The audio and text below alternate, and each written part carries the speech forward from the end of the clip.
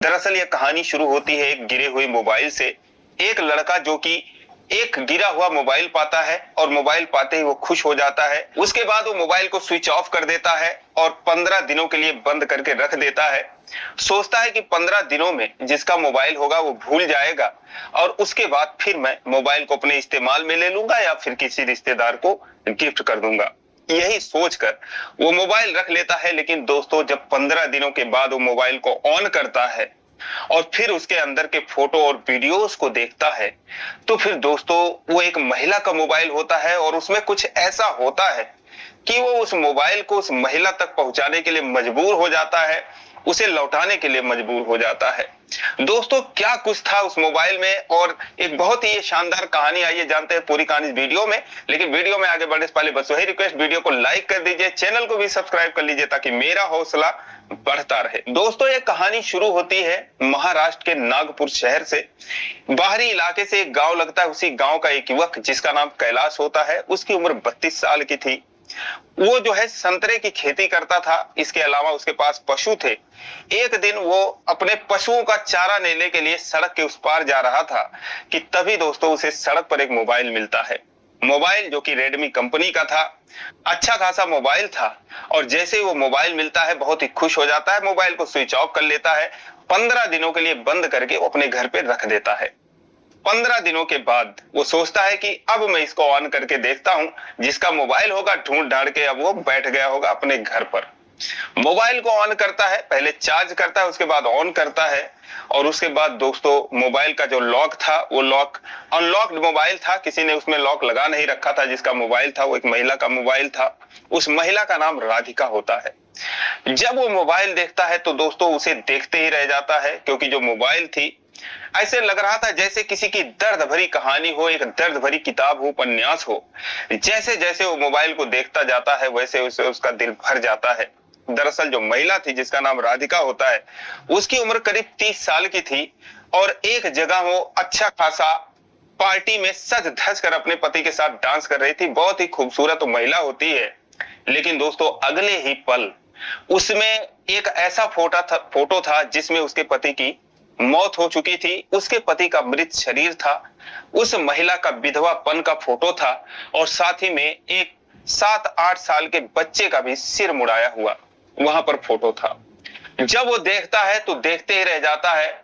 उसमें करीब 1000 से ज्यादा फोटो थे। 3-4 सालों का उस मोबाइल में रिकॉर्ड था।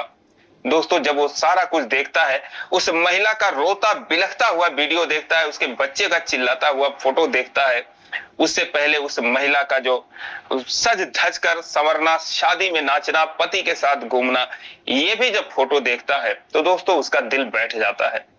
वो सोचता है कि उससे बहुत बड़ी गलती हो गई। उसे मोबाइल बंद करके नहीं रखना था, जिसका मोबाइल है उसे उसको लौटा देना चाहिए था। हालांकि उसके पास किसी चीज की कोई कमी नहीं थी। लेकिन दोस्तों जब कोई गिरा हुआ धन पाता है तो उसके मन में लालच आ जाता है। वो सोचता है, उसकी एक बहन थी बहुत दिन से उससे मोबाइल की डिमांड कर रही थी। जब वो मोबाइल पाता है तो सोचता है इसको मैं अपनी बहन को दे दूंगा। लेकिन जब अब ये मोबाइल में उस महिला का फोटो और सारा कुछ देखता है तो फिर वो उसे लौटाने का फैसला करता है। सोचता है, पहले तो उसमें करीब 25 से 30 मिस कॉल भी आए हुए थे। सोचता है चलो फिर अगर वो कॉल करेगी तो मैं उसका मोबाइल उसको लौटा दूंगा। दोस्तों 3 दिन तक वो इंतजार करता है। फिलहाल 3 दिन तक कोई फोन नहीं आता है। उसके बाद फिर वो एक नंबर पर वापस फोन लगाता है जिससे बहुत ज्यादा मिस कॉल आया हुआ था, करीब 10 से 15 बार।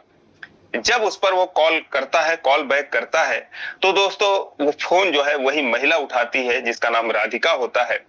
जैसे ही वो फोन उठाती है, फोन उठाते ही बोलती है, भैया कौन हो, मेरा मोबाइल मुझे दे जाओ प्लीज, मैं बहुत परेशान हूं, मेरा बच्चा खाने के बिना मर जाएगा, मोबाइल के बिना वो ढंग से खाना नहीं खा रहा है, 15 दिन से उसका रो रो कर बुरा हाल है, मैं बहुत गरीब हूं, नया मोबाइल नहीं ले सकती, इसीलिए भैया जो भी हो मेरा फोन दे जाओ।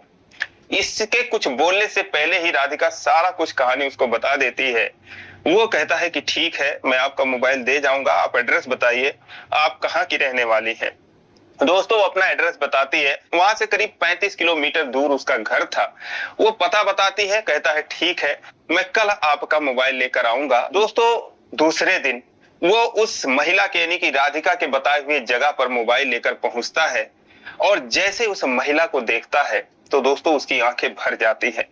महिला भी फूट फूट कर रोने लगती है, लेकिन जो बच्चा था वो बच्चा खुश हो जाता है, मोबाइल लेता है, एक किनारे उस मोबाइल को देखने लगता है। वो कहती है कि आपने इसमें से कुछ डिलीट तो नहीं किया? वो कहता है कि नहीं नहीं, मैं क्यों डिलीट करूंगा? वो कहती है कि आपने इतने दिन बाद मेरा मोबाइल क्यों लेकर आ रहे हो? वो कहता है क्योंकि मोबाइल जो था वो गिरने की वजह से खराब हो गया था। और उसके बाद दोस्तों उसे एक नया मोबाइल भी वो लेकर आया था। दरअसल उसी दिन उसने एक मोबाइल भी खरीद लिया था आते हुए। जब उसने कहा था कि उसका बेटा मोबाइल के बिना और खा नहीं रहा था, इसीलिए वो सोचता है कि मुझसे इतनी बड़ी गलती हुई है तो चलो एक नया मोबाइल ही दे देता हूं, कम से कम अपने इस गलती का, अपने इस भूल का कम से कम कुछ प्रायश्चित कर लूंगा। अब जब कैलाश राधिका को फोन देता है तो वो कहती है ये क्या है? वो कहता है कि ये नया फोन है। वो कहती है किस लिए, ये मुझे क्यों दे रहे हो? कहता है इसलिए कि वो जो फोन था वो खराब हो गया है गिरने की वजह से, और इसीलिए 15 दिनों तक वो बंद था। और ये जो मोबाइल है आपका बेटा, आप कह रहे थे कि मोबाइल के बिना खाना नहीं खाता है, तो इसीलिए मैं उस आपके बेटे के लिए मोबाइल लाया हूँ। वो कहती है नहीं नहीं, मैं ऐसे किसी से मोबाइल नहीं ले सकती, और क्या जरूरत है इस तरीके से मोबाइल देने की? कोई और होता तो मेरा ही गिरा हुआ मोबाइल मुझे नहीं लौटाता, भला कौन लौटाता है? लेकिन आपने दे दिया, आपकी यही बहुत मेहरबानी है। आपको तो मुझे खुद 100-200 रुपए देने चाहिए, कम से कम आप बाइक से आए हैं, उसके पेट्रोल का दाम देना चाहिए, लेकिन मेरे पास तो वो भी नहीं है कि मैं आपको दे सकूं, और आप जो है उल्टा मुझे मोबाइल दे रहे हैं। वो कहता है ठीक है, आप अगर ऐसा सोच रही है तो ये समझ लो कि यही मेरा इनाम होगा, आप ये मोबाइल अपने पास रख लो। वो बहुत मना करती है, बहुत रिक्वेस्ट करता है, कहता है क्यों, आपका बेटा जो है समझ लो मेरा भी कुछ है, मेरा बेटा नहीं है क्या? आप उसके लिए मोबाइल रख लो। दोस्तों फिर राधिका जो है बहुत जिद करने के बाद मोबाइल अपने पास रख लेती है। उसके बाद उससे कहती है कि चलो आप मेरे घर पर कुछ चाय पानी पी लो। अब कैलाश जो था यही चाहता ही था, वो कहता है कि ठीक है चलो चलते हैं। अब दोस्तों राधिका को तो उम्मीद भी नहीं थी कि एक बार मैं बोलूंगी इसको चाय के लिए और ये तैयार हो जाएगा। वो कहती है कि आपके पास इतना टाइम है क्या? तो वो कहता है कि हाँ मेरे पास टाइम ही टाइम है। लेकिन फिर वो सोचता है कि शायद इसके पास चाय पानी का इंतजाम नहीं होगा घर पे, इसीलिए कुछ संकोच कर रही है। तो कैलाश कहता है कि चलो कोई बात नहीं, आपके घर पर क्या चलें, चलो कहीं बैठकर ही चाय पी लेते हैं, और वहीं पर मैं ये सिम जो है इसका सिम निकाल कर नए वाले मोबाइल में लगा दूंगा, मोबाइल सेट कर दूंगा। वो कहती है कि नहीं मैं इधर अपने आसपास नहीं बैठती कहीं पर। कहता है चलो कहीं दूर ही चलते हैं। फिर 2-4 बार वो मना करती है, लेकिन आखिर में उसको बाइक पर बिठा लेता है, बच्चे को बिठा लेता है। बच्चा भी कहता है कि हाँ चलो मम्मी चलते हैं। और फिर उसके बाद वहां से वो 5-6 किलोमीटर दूर जाते हैं। एक मार्केट था और उस मार्केट में एक अच्छे से रेस्टोरेंट में जाकर बैठता है, और वहां पर फिर बोलता है आप क्या खाएंगी? तो राधिका बोलती है नहीं मुझे कुछ नहीं खाना है, आप जो है मोबाइल सेट कर दो और मुझे दे दो अगर आप दे ही रहे हो। लेकिन अब सारी चीजें वो मंगाने लगता है, एक से एक चीजें मंगाने लगता है, बहुत सारी चीजें। वो कहती है आप किस लिए मंगा रहे हो, कौन खाएगा ये? लेकिन जो उसका बेटा था जिसका नाम दिव्यांश होता है, वो कहता है मम्मी मैं खाऊंगा, आप तो कभी कुछ खिलाती नहीं हो। अब दोस्तों उसके बाद जो है वो सारा कुछ मंगाता है, ये सारे लोग खाते हैं। फिर वो कहता है कि आप कहाँ पर रहती हैं? और मैंने फोटो में देखा, मैं सारा कुछ समझ गया। वो कहता है कि आप कहाँ पर रहती, ससुराल में रहती हैं या मायके में रहती हैं? वो कहती है मैं कहीं नहीं रहती, मायके में भी नहीं रहती, ससुराल में भी नहीं रहती, किराए के मकान में रहती हूँ। तो जब सारी अपनी कहानी बताती है कि मायके में भी नहीं रह सकती, ससुराल में भी माहौल ठीक नहीं है, किसी तरीके से अपना और अपने बेटे का पेट पालती हूँ, तो फिर कैलाश राधिका से कहता है कि अगर तुम चाहो तो तुम्हारे लिए काम है, अगर करना चाहो तो कर सकती हो, मेरे इधर चली चलो, वहां पर बहुत काम है। वो कहती है कि क्या काम है? तो कहता है कि कोई भी काम तुम अगर करना चाहो, खेती बाड़ी का। कहती है मैं तो कुछ भी कर लूंगी, लेकिन ठीक है आप कह रहे तो अच्छा है, लेकिन मैं अपने मकान मालिक का जो किराया है पिछले 2-3 महीनों से बाकी है, वो मैं उसको किराया दे दूं, उसके बाद फिर मैं आपके साथ जहां आप कहेंगे वहां काम पर मैं लग जाऊंगी। आपकी बड़ी मेहरबानी होगी अगर आप मेरे लिए कोई काम बता देंगे। वो कहता है कि काम करके ही तुम उसको पैसा दे देना मकान मालिक को, एक काम करो तुम आज ही मेरे साथ चलो। अब दोस्तों फिर राधिका कुछ देर सोचती है, फिर कहती है चलो ठीक है। जो दिव्यांश था वो भी कहता हाँ मम्मी चलो, उधर बहुत लड़ाई झगड़ा करते हैं वो लोग। और दोस्तों फिर वहीं से वो बाइक पर बिठाकर उसे अपने घर ले आता है। एक उसका बगीचा था, संतरे का बगीचा था, वहां पर एक छोटी सी झोपड़ी बनी हुई थी, उसमें कुछ बर्तन उसने रख रखा था जो कभी कभी नॉनवेज बनाकर खा लिया करता था। बाकी सारी जो सुविधाएं थी जिनकी कमी थी वो शाम तक सब कुछ, जो बर्तन थे, बिस्तर था, सब कुछ खरीद कर वहां पर ले आता है। ये जो है जनवरी 2025 का ये महीना था जब वो उसको लेकर आता है उस बगीचे में, और उसके बाद वहां पर वो रहने लगती है। उसके बनाने खाने के लिए सारी सुविधाएं दे देता है, सोने की भी व्यवस्था कर देता है, एक नल पहले से वहां पर गड़ा हुआ था, तो वो वहां पर रहने लगती है। काम करते हुए उसको 2 महीने बीत जाते हैं और वो आराम से काम कर रही थी, बहुत मेहनत से काम कर रही थी।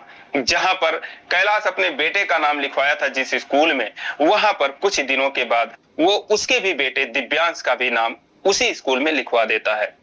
इस तरीके से सारा कुछ सही तरीके से चल रहा था। लेकिन दोस्तों तभी जो राधिका थे उसके ससुराल वाले आ जाते हैं, ना जाने कहां से पता लगाते हुए आ जाते हैं और आकर कहते हैं कि तुमने हमारी नाक कटवा दी, तू वहां से भाग आई, और लोग यही कह रहे हैं कि एक विधवा बहू को तुम लोग रख नहीं सके और वो किसी के साथ भाग गई, तो तू यहाँ पर रंगरलिया मना रही है, तमाम चीजें उसको कहते हैं। अब दोस्तों वो सकपका जाती है, वो कहती है कि आप लोगों से क्या मतलब, मैं मेहनत कर रही हूँ, मजदूरी कर रही हूँ। लेकिन दोस्तों जो उसका देवर था शराब पी के आया हुआ था, ससुर भी नशे में था और 1-2 लोग आए हुए थे। देवर जो है उसको मारने के लिए दौड़ता, उसका हाथ पकड़ लेता, घसीटते हुए कहता है चल तुझे घर पे ले चलकर बताता हूं। और उसके बाद दोस्तों अब जो कैलाश था वो देखता है राधिका चिल्ला रही थी, मदद की गुहार लगा रही थी, कैलाश से देखा नहीं जाता, वो जाता है उसके देवर को उससे अलग करता है, दूर धकेलता है, मारने की धमकी देता है और इस तरीके से वो राधिका को उसके चंगुल से छुड़ाता है। इतने पर भी वो लोग नहीं मानते हैं, तमाम चीजें कहते हैं, कहते ये कौन होती है तेरी, तूने बीबी समझ रखा है इसको, किसने इसको यहाँ पर रखा है। वो कहता है जो भी तुम लोगों को समझना वो समझ लो, अगर तुम बीबी ही समझ रहे हो तो बीबी ही समझ लो, मैं इससे शादी करूंगा, बस यही समझ लो। अब इसके बाद दोस्तों वो लोग पुलिस को बुला लेते हैं, पुलिस आती है, दोनों पक्ष को थाने में लेकर जाती है, वहां पे पूछताछ करती है, हाँ भाई क्यों रख रहे हो इसको, क्या बात है, तो सारी बातें वो बताता है। उसके बाद वो उसके सास ससुर को भी समझाते हैं कि भाई ये मेहनत मजदूरी कर रही है। वो लोग कहते हैं नहीं मेहनत मजदूरी नहीं कर रही है, गलत काम कर रही है। तो इस पर जो थाना अध्यक्ष थे उससे कहते हैं हाँ भाई तुम्हारा क्या इरादा है, क्या ये गलत कर रही है, क्या तुम गलत कर रहे हो। वो कहता है साहब अगर ये बुरा ना माने, अगर ये मानती है तो मैं इनसे शादी करने के लिए तैयार हूं, और जो ये लोग सोच रहे हैं इनको सोचने दीजिए। आप अगर कृपा करके आप हमारी शादी करवा दीजिए, बस आप जो है राधिका से पूछ लीजिए कि वो क्या चाहती है।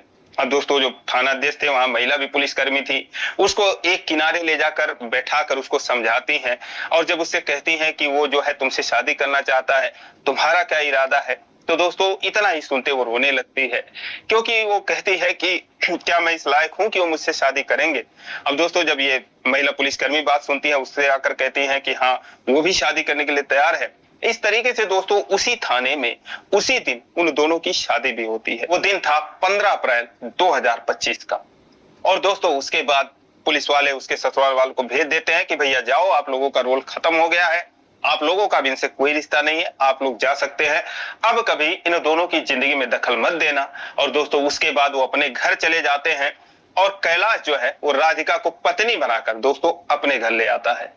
तब से लेकर आज तक ये दोनों दोस्तों बहुत ही शानदार तरीके से रह रहे हैं, मेहनत करते हैं, अपना खेती देखते हैं, पशु देखते हैं और दोनों बच्चे जो है पढ़ रहे हैं, बहुत ही शानदार तरीके से दोनों रह रहे हैं। दोस्तों ये कहानी सच्ची घटना पर आधारित थी।